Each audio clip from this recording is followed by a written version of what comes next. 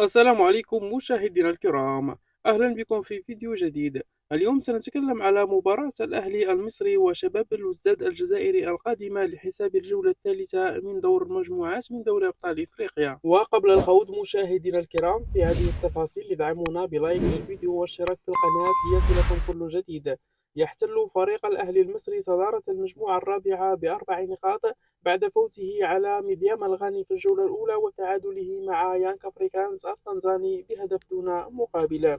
فيما يحتل فريق شباب بلوزداد المركز الثاني بثلاث نقاط بعد فوزه على يانك أفريكانز في الجولة الأولى وخسارته أمام ميديام الغاني في الجولة الثانية. ويستقبل فريق الأهلي المصري فريق شباب بلوزداد لحساب الجولة الثالثة من دوري أبطال إفريقيا من دور مجموعات يوم الجمعة المقبل الموافق للثامن من دجنبر.